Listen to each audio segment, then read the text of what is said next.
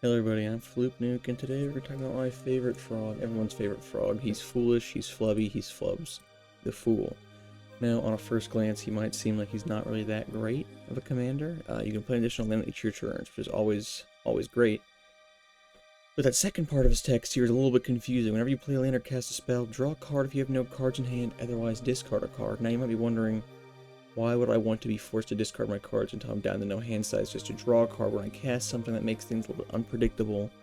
It makes my deck harder to use, and that is why I'm going to help you build around it today. Now, this might be a little bit shocking. We're going to have a very heavy mana base. We're doing 50 lands today, alright? 15 forests, 15 islands, 15 mountains, Cabrera Courtyard, Evolving Wilds, Masteros Theater, Myriad Landscape, Riveteer's Overlook, the Terrific Expanse. It's actually 51. I miscounted, I just recounted now. It is 51 lands, and the reason we're doing that is because we're going to have a lot of landfall triggers in this deck, because we're going to be playing 3 or 4 lands a turn. Now, to play 3 or 4 lands a turn, of course, we're going to be using things such as Hugs, Grizzly Guardian.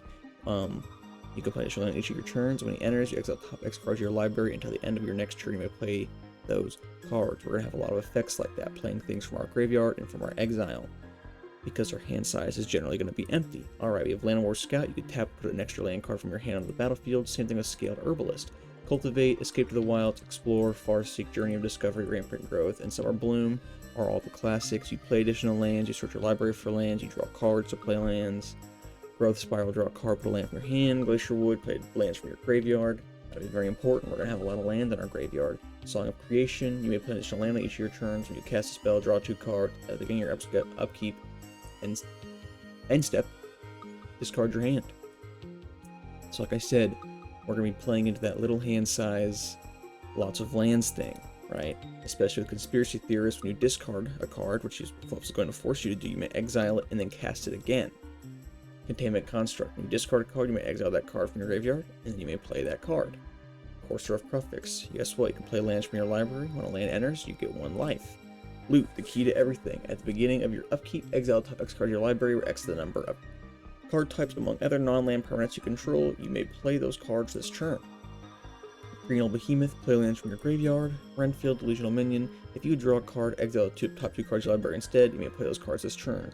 So essentially, since we're going to be having a lot of mana with our 50, ish lands, what this is saying is instead of drawing a card, we're essentially drawing 2, but we can only play them this turn, which isn't really going to matter to us very much because we're going to have lots of mana. We should be able to play a lot of these things. Wonder, if this is in your graveyard and you have an island, you get fly on all your creatures. If this is in your graveyard and you have a mountain, your creatures have haste. Bag of Holding. When you discard a card, exile from your graveyard. Remember, doing lots of discarding. Guess what? Then you can pay 4 and tap it, sacrifice Bag of Holding, return all cards exiled with Bag of Holding to their owner's hands. Reclaim. Guess what? Put target card from your graveyard on top of your library. Frantic Search. Draw 2 cards and discard 2 cards. Untap up to 3 lands. Commune with Lava. Exile the top 3 cards of your library. Until the end of your next turn, you may play those cards. Circular Logic. You counter a target spell unless controller plays 1 for each card in your graveyard. Trust me, they're not going to be able to afford that. Our graveyard's going to be full. Fortune Teller's Talent. Look at the top card of your library. Level 2, as long as you cast a spell this turn, you may play cards from the top of your library. And level 3, this is the most important one. Spells you cast from anywhere other than your hand cost 2 less to cast. Everything we're casting from exile, from our graveyard, and from our library is going to be insanely cheap. We're going to have lots of mana. You are going to be creating an absolute storm of spells. Feature Sight, very similar. Play the top card of your library revealed. Play lands and cast spells from the top of your library. Laboratory Maniac. Guess what? If you would draw a card where your library has no cards in it, instead of losing, you win. Isn't that awesome? Nesting Dragon. Now we're hitting landfall. When a land you control enters, you get a 0/2 red dragon egg creature token with Defender, and when it dies, guess what? You get a 2/2 red dragon creature token with Flying. Guess what? Omnath, Locus of Rage. Whenever a land on the battlefield enters battlefield under your control, you get a 5/5 red and green elemental creature token, and when any of those die, you deal 3 damage to any target. Byleth, World Sculptor. Guess what? Whenever it enters, you get a 0/1 green plant creature token. Whenever you play a land, you're giving that thing 4+1/+1 counters.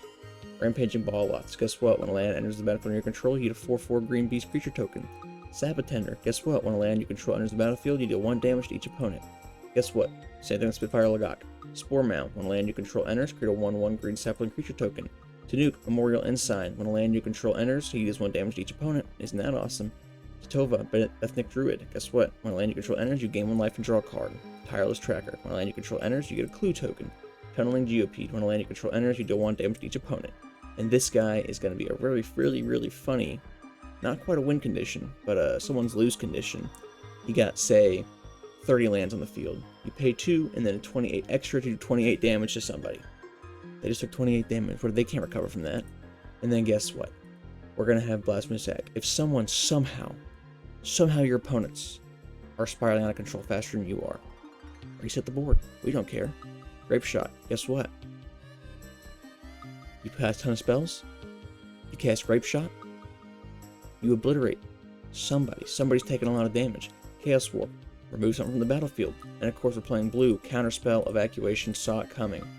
We're stacking the deck with counterspells because we play blue. This deck is a unique one. Flubs is definitely a very unique commander. He is certainly a fool to think that landfall is good in anything other than casual.